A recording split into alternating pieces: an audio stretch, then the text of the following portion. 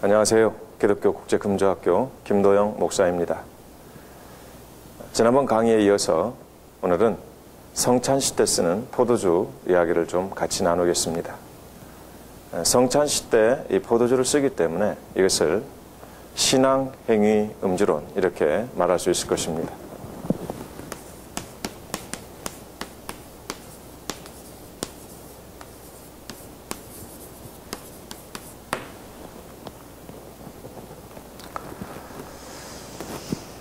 대부분의 교회들과 목사님들이 거룩한 성찬식을 거행하면서 알코올 성분이 있는 포도주를 쓰는 것을 볼 수 있습니다. 심지어 정성을 다한다고 작년에 포도주를 담가 놓았다가 아주 독한 포도주가 되었는데 그것을 성찬식 때 이렇게 쓰는 것입니다. 대부분 교회들이 1년에 한 2차례씩 성찬식을 거행을 하고 있습니다. 물론 더 많이 하는 분들도 있겠지만은 그런데 이때 쓰는 포도주가 작년에 정성을 다해서 담가 놓은 그런 포도주를 쓰고 있는 것을 볼 수 있습니다. 과연 이 성찬식 때 알코올 성분이 있는 이 포도주, 술을 써야 되는가? 아니면 절대 써서는 안 되는가? 그 부분에 대해서 우리가 이 시간에 같이 말씀을 나눠보기로 하겠습니다. 물론 이런 것들은 성경에 근거를 해야 할 것입니다. 그저 어떤 사람의 어떤 지역적이거나 아니면 민족에 따라서 또 그리고 자의적 해석에 따라서 해도 되고 안 해도 되고 이렇게 어떤 판단하는 것이 되어서는 안 될 것입니다. 성경에서 과연 그렇게 해도 되는가, 그렇게 해서는 안 되는가, 그 부분들을 우리가 발견해야 될 것이라는 것입니다. 사실 이 성만찬, 우리 예수 그리스도의 최후의 만찬 그 사건들을 바로 기념하는 바로 그런 사건이 되겠죠. 물론 그 만찬 그 자리를 기념하는 것이 아니라 예수 그리스도께서 십자가상에서 죽으실 몸 그리고 또 흘리실 피를 생각하면서 바로 그 죽으심이 구원이 됐기 때문에 그 구원을 바로 주님 오시는 그날까지 잊지 말고 자손 대대로 전하여서 예수 그리스도는 구원의 주이시다. 그리고 그분을 통해서 그분의 십자가의 죽으심을 통해서 우리가 구원되었다. 바로 이것을 잊지 말고 계속 전하라고 하는 그런 말씀의 내용이었습니다. 그래서 우리 교회에 세 가지 표식이 있는데 첫째 말씀이 있어야 되고 두 번째가 이 세례 성찬식이 있어야 된다고 우리는 배웠습니다. 그리고 세 번째는 권징이 있어야 된다. 그런데 오늘날 이 권징도 사라지고 또 이 성찬의 의미도 바로 이 술을 써서 그 의미를 그 거룩한 예식의 의미를 퇴색시키고 있는 그런 감을 볼 수 있습니다. 물론 하나님의 말씀도 많이 약해져서 하나님 말씀대로 사는 그런 성도 교회가 그렇게 많지 않은 것 같습니다. 자, 오늘은 이 성찬 예식 때 쓰는 포도주 사건을 중심으로 말씀을 나눌 것입니다. 이 성찬 예식의 사건은 마태복음 26장 27절과 29절, 마가복음 14장 23절과 25절, 그리고 누가복음 22장 17절과 18절에 기록되어 있습니다. 이때에 사실은 이 포도주라고 하는 단어조차 원문에서 발견되지 않습니다. 앞에서 말씀드린 대로 이 포도주는 바로 이 오이노스라고 하는 바로 이 단어를 씁니다. 그런데 이 성경 어디에도 이 포도주, 오이노스라는 말이 전혀 발견되지 않습니다. 여러분 성경을 잘 보시기 바랍니다. 오히려 언뜻 당시의 상황으로 보면 오이노스일 가능성이 많이 있음에도 불구하고 여기서 예수 그리스도께서 절대로 포도주라고 하는 이 오이노스라는 단어를 의도적인 것처럼 쓰시지 않습니다. 우리는 성경을 바로 봐야 됩니다. 당신의 피를 상징하고 당신의 피를 바로 기념하라 하신 여기에서 마시고 취하는 술을 절대로 의미하시지 않았다는 것입니다. 저는 간단하게 생각할 수 있습니다. 피가 붉은 것이기에 바로 앞에 있는 적색 포도주, 소위 붉은 것에 의미를 두었을 뿐이지 지금 이 포도, 술에 의미를 두지 않았다는 것입니다. 이 피의 색깔을 의미하는 것입니다. 전혀 포도와는 관계가 없습니다. 당시의 이 포도주는 틀림없이 포도즙이든 포도주든 발효된 것이든 발효되지 않은 것이든 그들은 음료로 빵을 먹으면서 마셨던 것이기 때문에 우리나라 말로 바꿔서 말하면 물입니다. 숭늉입니다. 그런데 그것이 바로 붉은색이었기 때문에 바로 그 자리에서 즉흥적으로 내 흘리는 피가 붉은 것이니 이 붉은 것을 마실 때마다 내 피를 생각하고 내 피로 인하여 너희가 살았고 내가 흘린 이 피에 바로 그 공로로 인하여 너희들이 구원을 받았다. 이걸 잊지 말아라. 이런 뜻으로 바로 이렇게 성찬식을 거행하셨다는 것입니다. 어디에 봐도 이 오이노스란 말이 단어가 발견되지 않습니다. 놀랍습니다. 그리고 또 하나 있는 것이 잔이란 말을 씁니다. 이 잔을 가져다 나누라. 그래서 이 잔이라고 말할 때 바로 이 포테리온이라는 말을 씁니다.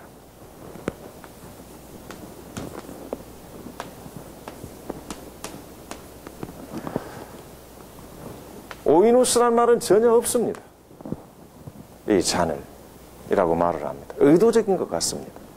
자, 이 포도주를 가져다 나눠 먹어라 이렇게 말하지 않으시고 이 잔을 가져다 너희들이 나눠라 라고 말씀합니다. 그리고 그 이후에도 이제 포도주를 마시지 않겠다고 하시는 그 말씀 가운데서도 포도주란 말이 발견되지 않습니다.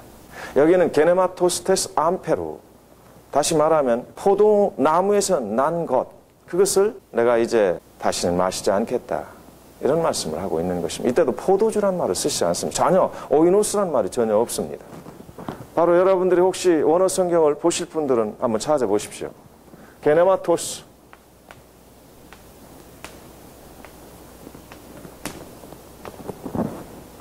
테스 암페루,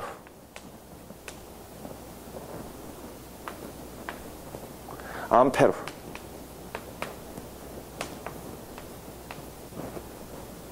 바로 이렇게 쓰여 있습니다. 그래서 잔이라고 말하고 또 게네마토스테스 암페루라고 말씀하시므로 여기 오이노스란 말, 이 포도주를 가져다 너희끼리 나눠라. 내가 이 포도주를 마시지 않겠다. 이런 말씀을 의도적으로 피하고 계신다는 말입니다. 저는 그걸 발견하게 됩니다. 틀림없이 지금 이 최후의 만찬 석상에서 음료가 포도 음료였을 것입니다. 그럼에도 불구하고 오이노스란 말을 쓰지 않습니다. 포도즙이란 말도 쓰시지 않고 포도주란 말도 쓰시지 않습니다. 그리고 호테리온, 이 잔을 의도적이십니다. 그런데 오늘날 우리들은 성찬식 때 작년에 담가 놓은 술을 쓰고 있습니다. 거룩한 예식, 예수 그리스도의 피를 상징하는 예수 그리스도의 흘리신 그 피의 구속의 역사를 기념하는 그 사건에 먹고 취하면 개가 되는 술을, 여러분 포도주는 먹고 취하면 할아버지도 몰라본다고 하는 속어가 있습니다.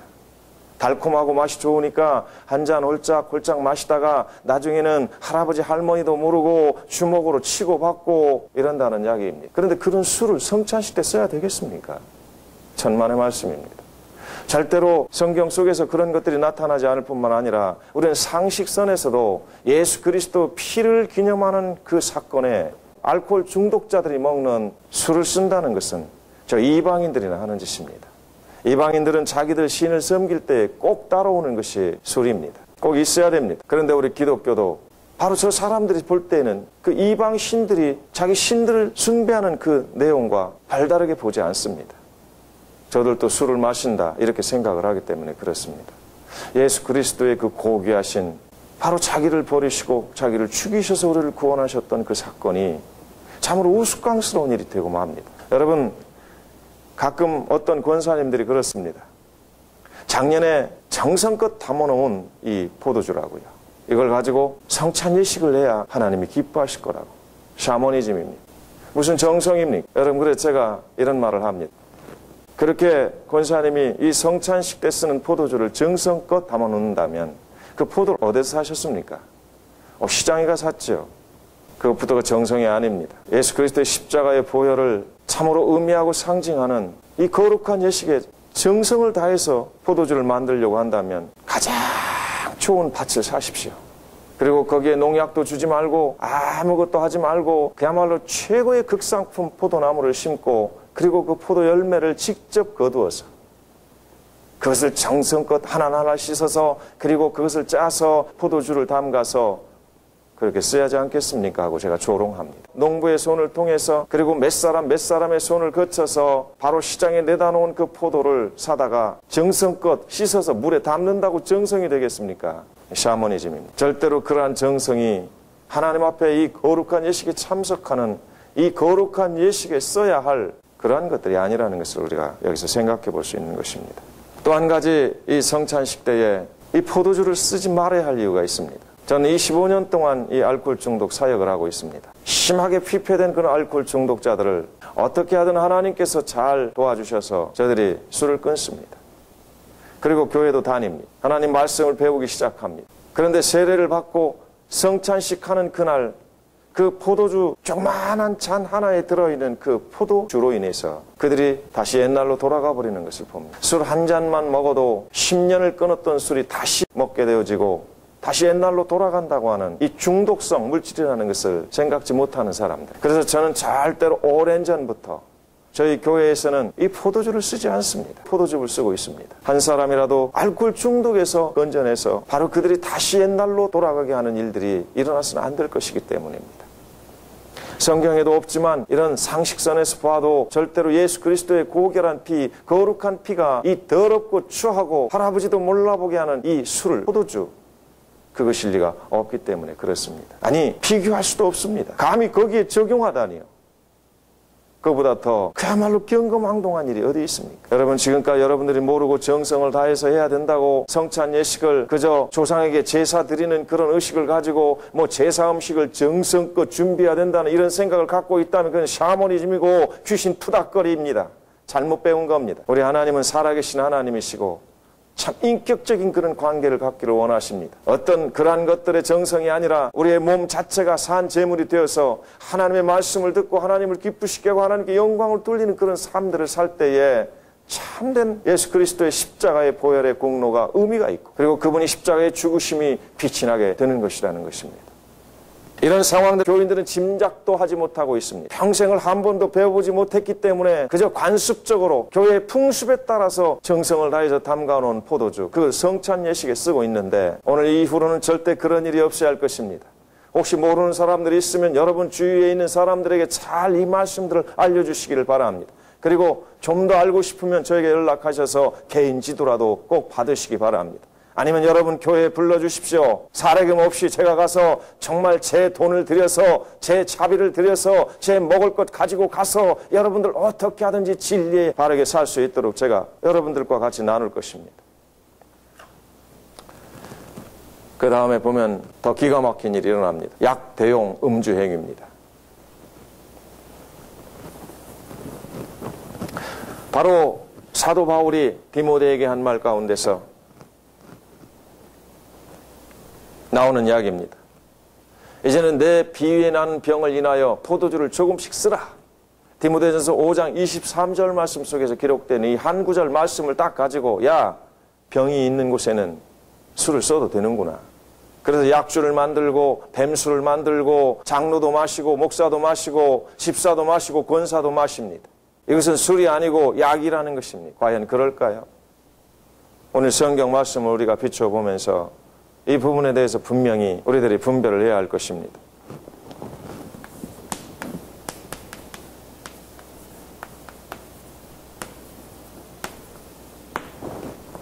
약으로 쓰면 괜찮다는 것입니다. 물론 알코올이 소독약도 되고 또는 혈액순환을 좋게 하는 그런 어떤 원인도 제공을 합니다.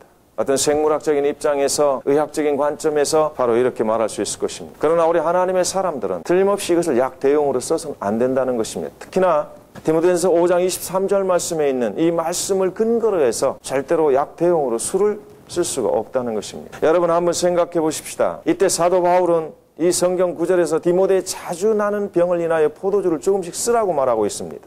그래서 이 성경 구절을 약으로 쓰기만 한다면 교회나 성도들이 얼마든지 술을 마실 수 있다는 이런 식으로 해석을 하고 있다는 것입니다. 바로 이런 식으로 생각하는 사람들은 조금도 신앙의 가책, 양심의 가책도 없이 음주를 허용하고 있습니다. 그러나 사도 바울은 바로 앞에 디모데전서 3장 3절 말씀과 8절에서 교회의 감독과 집사가 될 자들은 절대로 술을 즐기거나 술에 임박이지 아니하여야 하는 자라고 밝혀놓고 있습니다. 바로 이때 쓴 단어가 파로이논이라는 단어인데 이때는 술에 근접 또는 가까이 가지 말라는 뜻입니다. 임박이지 말라, 그러니 술을 즐기거나 임박이지 말라, 이 말이 임박인다는 말이 아주 인이 박혀서 아주 중독이 돼서 이런 뜻으로 생각하면서 중독이 되지 말라 그런 뜻이니까 중독이 안 되면 마셔도 된다 이렇게 해석할 수 있겠지만 절대 그렇지 않습니다. 바로 이 파로이논이라는 뜻은 근접하지 말라, 가까이 하지 말라 이런 뜻을 갖고 있기 때문에 그렇습니다. 뿐만 아니라 에베소 5장 18절 말씀에 앞에서도 말씀드린 대로 술 취함과 성령 충만을 대비시키면서까지 술을 마시는 행위를 신앙의 큰 장애 행위로 규정하고 있다는 것도 여러분이 알아야 할 것입니다. 다만 이때 모든 사람들이 민간요법으로 인정하고 있는 이 포도주를 내 비위에 나는 병을 인하여 조금씩 쓰라 라고 말했던 것은 바로 여기에서 술을 마시고 즐거워하고 즐기라고 하는 그런 의미는 아니었을 것입니다. 그런데 그보다도 더 다른 해석으로 우리가 좀 더 살펴보기를 원합니다. 이 디모데를 다른 성경에서 뭐라고 말합니까? 너 하나님의 사람아 라고 말합니다. 하나님의 사람. 참으로 대단히 영광스러운 호칭으로 불림을 받고 있습니다. 저나 여러분이나 오늘 가장 명예로운 호칭이 바로 이 말일 것입니다. 하나님의 사람, 하나님의 사람아, 저 사람은 과연 하나님의 사람이야. 이 말이 우리에게는 가장 영광스러운 말이 될 것입니다. 그런데 아무에게나 하나님의 사람아 그렇게 말하지 않습니다. 틀림없이 하나님의 사람다워야 그렇게 하나님의 사람아라고 아마 불림을 받을 것입니다. 그런데 이 디모데가 너 하나님의 사람아 라고 불림을 받고 있습니다. 그에게는 참된 경건이 있었고 참된 믿음이 있었고 참된 신앙 생활이 있었습니다. 다른 여러 가지 것들도 그렇지만 그는 단 술을 한 모금도 마시지 않았던 사람입니다. 당시에 디모데라고 하는 이 젊은 청년, 이 청년이 병이 났지만은 다른 사람들은 그 병에 틀림없이 쉽게 쓸 수 있는 것이 포도주였습니다. 이 사도 바울조차도 그런 관습과 그런 민간요법을 알기에 너 그렇게 고통스러워하지 말고 이제는 포도주를 조금씩 써라. 오인 올리고 크라오라고 말하고 있습니다. 그런데 디모데는 쓰지 않습니다. 여러분 여기에서 우리가 어떤 것에 관점을 둬야 할까를 잠깐 분별을 해야 할 것입니다. 디모데가 지금 그 약을 몰라서 그렇습니까? 포도주를 조금씩 쓰는 것은 보통 사람들이 하는 일이요. 바울까지도 인정을 하고 용납할 수 있는 그런 일들입니다. 그런 병이 있습니다. 그럼에도 불구하고 디모데는 그걸 몰라서 안 쓴 것이 아니라 절대로 하나님이 금지한 물질이기 때문에 포도주를 단 한 잔도 쓰지 않았다고 하는 이 사실에 초점을 맞춰야 됩니다. 너 하나님의 사람아라고 말할 때에 그냥 하나님의 사람이란 말 들을 수가 없습니다. 이렇게 하나님의 말씀, 그 말씀을 철저히 지켜나갈 때에 사람들에게 너 하나님의 사람아, 과연 그리스도인이구나, 과연 기독교인이구나, 과연 신자구나라는 말을 들을 수 있다는 것입니다. 여러분 그런데 이 사도 바울이 조금씩 쓰라라고 하는 그 말에 초점을 맞추어서 조금씩 쓰라는 그 말씀을 따라서 아주 순종하면서 약주를 만들어 먹는다고요? 위선입니다. 거짓입니다. 그리고 여러분 한번 생각해 보십시오. 허리가 아파서 먹는 술, 그리고 이곳저곳이 아파서 먹는 술, 이제 과일주로 만들든 아니면 여러 가지 이제 곤충들로 만들든 이상한 것으로 만들든 만들어서 술을 마시는데 지금 그보다 더 좋은 약들이 얼마나 많이 있습니까? 그런데 그런 약들을 먹지 아니하고 술을 만들어서 먹고 그것을 좀 완화시켜 보겠다고 하는 이 자체가 아직도 그 술을 끊고 있지 못하는 것입니다. 그리고 거짓으로 위선으로 이것은 약으로 쓰니까 괜찮은 것이고 사도 바울이 디모데에게 말한 것이니까 당위성이 있다. 이렇게 말하고 있는 것입니다. 참으로 어이가 없는 일입니다. 여러분 왜 사도 바울이 조금씩 쓰라는 데 초점을 맞춥니까? 충분히 그보다 훨씬 많이 써도 아무렇지도 않은데 사람들에게 지탄받을 일도 없을 것입니다. 병으로 쓰는 것이기 때문에 저 기독교인이 술을 먹는구나, 저 디모데라는 저 교역자가 술을 먹는구나 아마 그렇게 말하지 않았을 것입니다. 그럼에도 불구하고 디모데는 예조모 그리고 어머니에게로 배운 그 믿음, 성경 말씀에 참으로 능통했습니다. 이 구약 성경에 말했던 그야말로 이 금주 명령들을 철저히 지켜나갔던, 먹어도 괜찮지만은 상황 윤리적으로 봐도 누가 자기를 욕하지 않고 자기 스승 바울까지도 조금씩 써라라고 말할 정도의 그런 상황임에도 이 디모데는 단 한 잔도 쓰지 않았다는 사실들을 여러분 이 성경에서 발견하셔야 할 겁니다. 그리고 거기에 초점을 맞춰야 하지 않겠습니까? 어쩌면 그렇게 악합니까? 이 디모데를 바라봐야지. 그저 조금씩 써라. 스승의 마음으로 당시에 약도 없습니다. 고통하는 제자를 바라보면서 민간약으로 이 알코올을 조금 써보지 않을래라고 말하는 여기에 초점을 맞춰서 오늘도 약주를 만들고 과일주를 만들고 온갖 군뱅이로 술을 만들고 뱀물술을 만들어서 이 장로도 목사도 집사도 권사도 마시고 있다면 그것이 어찌 성도라고 볼 수 있겠습니까? 우리는 디모데를 봐야 됩니다. 그래서 약 대용 음주 행위도 절대로 성경의 근거에서 그렇게 말할 수 없다는 것을 오늘 여기서 말씀을 드릴 수가 있습니다. 여러분, 오늘 여기까지 마치겠습니다. 다음번 강의에는 절대 금주론에 대해서 성경에서 어떻게 말씀하시는가를 여러분들과 함께 같이 나눌 것입니다. 감사합니다.